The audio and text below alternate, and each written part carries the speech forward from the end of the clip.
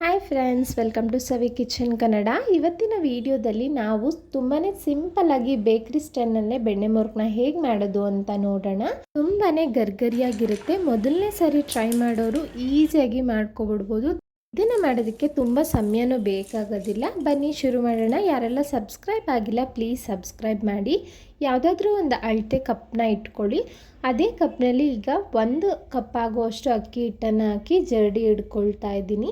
ನಂತರ 2ನೇ ಕಪ್ಪನ್ನು ಹಾಕ್ತಾ ಇದ್ದೀನಿ. ಟೋಟಲ್ 2 ಕಪ್ ಅಕ್ಕಿ ಹಿಟ್ಟನ್ನು ತಗೊಂಡಿದ್ದೀನಿ.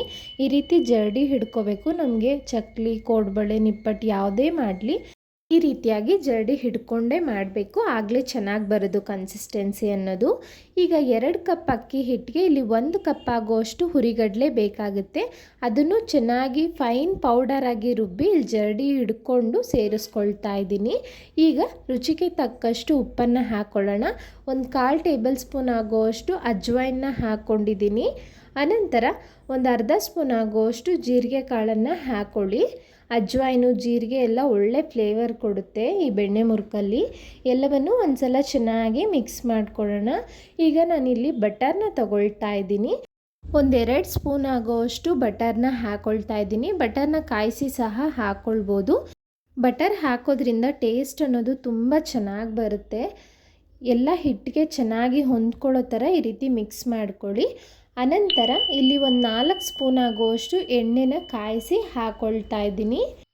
ಈ ರೀತಿ ಬಿಸಿ ಎಣ್ಣೆ ಹಾಕ್ಕೊಂಡ್ಮೇಲೆ ನಿಧಾನಕ್ಕೆ ಹುಷಾರಾಗಿ ಒಂದ್ಸಲ ಮಿಕ್ಸ್ ಮಾಡ್ಕೊಳ್ಳೋಣ. ಎಣ್ಣೆ ಎಲ್ಲ ಚೆನ್ನಾಗಿ ಮಿಕ್ಸ್ ಆದಮೇಲೆ ಈಗ ಸ್ವಲ್ಪನೇ ನೀರನ್ನ ಹಾಕ್ಕೊಳ್ತಾ ಹಿಟ್ಟನ್ನು ರೆಡಿ ಮಾಡ್ಕೋಬೇಕು. ಒಂದೇ ಸಲ ನೀರನ್ನ ಹಾಕಕ್ಕೆ ಹೋಗಬೇಡಿ. ಸ್ವಲ್ಪನೇ ಸೇರಿಸ್ಕೊಳ್ತಾ ಈ ರೀತಿ ಹದವಾಗಿ ಹಿಟ್ಟನ್ನು ಮಿಕ್ಸ್ ಮಾಡ್ಕೋಬೇಕು. ನಾನು ತೋರಿಸಿರೋದು ಇಲ್ಲಿ 2 ಕಪ್ ಅಕ್ಕಿ ಹಿಟ್ಟು ಪ್ಲಸ್ 1 ಕಪ್ ಹುರಿಗಡಲೆ ಹಿಟ್ಟಿಗೆ ಇಲ್ಲಿ ಸುಮಾರು 3/4 ಕಪ್ಪಿಂದ 1 ಕಪ್ ನೀರು ಬೇಕಾಯಿತು.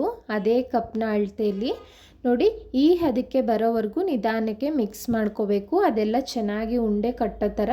ವಿಡಿಯೋ ಕ್ಲಿಪ್ಪಲ್ಲಿ ನೀವು ನೋಡ್ಬೋದು ಎಷ್ಟು ಸಾಫ್ಟಾಗಿದೆ ಅಂತ. ಹಿಟ್ಟನ್ನು ಈ ರೀತಿ ತೆಗೆದ್ರೆ ನಿಮ್ಗೆ ಆ ರೀತಿ ಬರಬೇಕು. ನಾನು ವಿಡಿಯೋದಲ್ಲಿ ತೋರಿಸಿರೋ ಥರ ಈ ರೀತಿ ಬಂದರೆ ಹಿಟ್ಟು ಹದವಾಗಿ ಚೆನ್ನಾಗಿದೆ ಅಂತ. ಇಮಿಡಿಯೇಟಾಗಿ ಎಣ್ಣೆನ ಕಾಯೋದಕ್ಕೆ ಇಟ್ಟಿದ್ದೀನಿ. ಇಲ್ಲಿ ಚಕ್ಲಿ ಮೌಲ್ಡನ್ನು ತಗೊಂಡು ಅದರ ಒಳಗೆ ಎಲ್ಲ ಆಯಿಲ್ನ ಚೆನ್ನಾಗಿ ಅಪ್ಲೈ ಮಾಡ್ಕೊಂಡಿದ್ದೀನಿ. ನೋಡಿ, ರೆಡಿ ಮಾಡಿರೋ ಅಂಥ ಹಿಟ್ಟನ್ನು ಚಕ್ಲಿ ಮೌಲ್ಡ್ಗೆ ಹಾಕ್ಕೊಂಡು ಮೀಡಿಯಮ್ ಆಗಿ ಕಾಯಿಸಿರೋ ಅಂಥ ಎಣ್ಣೆಯಲ್ಲಿ ಡೈರೆಕ್ಟಾಗಿ ನಿಧಾನಕ್ಕೆ ಬಿಡ್ತಾ ಇದ್ದೀನಿ. ಈ ರೀತಿ ಭಯ ಅನ್ನೋರು ನೀವು ಒಂದು ಪ್ಲೇಟ್ ಮೇಲೆ ಯಾವ ಶೇಪ್ ಬೇಕೋ ಆ ಶೇಪ್ ಬಿಟ್ಕೊಂಡು ನಂತರ ಎಣ್ಣೆಗೆ ನಿಧಾನಕ್ಕೆ ಹಾಕ್ಬೋದು.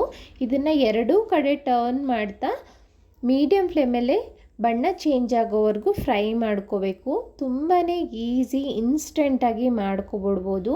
ನೋಡಿ, ಒಳ್ಳೆ ಗೋಲ್ಡನ್ ಬ್ರೌನ್ ಬಂದಮೇಲೆ ನಾನು ತೆಗೆದು ಪಕ್ಕಕ್ಕೆ ಇಡ್ತಿದ್ದೀನಿ. ಇದೇ ರೀತಿ ಮೀಡಿಯಮ್ ಫ್ಲೇಮಲ್ಲೇ ಎಲ್ಲವನ್ನು ಕರೆದು ಇಟ್ಕೊಳ್ಳೋದು. ಇದನ್ನು ಹೇರ್ ಟೈಟ್ ಕಂಟೈನರಲ್ಲಿ ಹಾಕಿಟ್ಬಿಟ್ರೆ ಎಷ್ಟೇ ತಿಂಗಳಾದ್ರೂ ಇದೇ ರೀತಿ ಗರಿಗರಿಯಾಗೇ ಇರುತ್ತೆ. ತುಂಬ ಚೆನ್ನಾಗಿ ಬಂದಿತ್ತು. ಒಂದು ಸಲ ಒಂದು ಅರ್ಧ ಗಂಟೆಯಲ್ಲಿ ಸುಮಾರು ಅರ್ಧ ಕೆಜಿಯಿಂದ 3/4 kg ಅಷ್ಟು ಮಾಡ್ಕೊಬಿಟ್ಟೆ.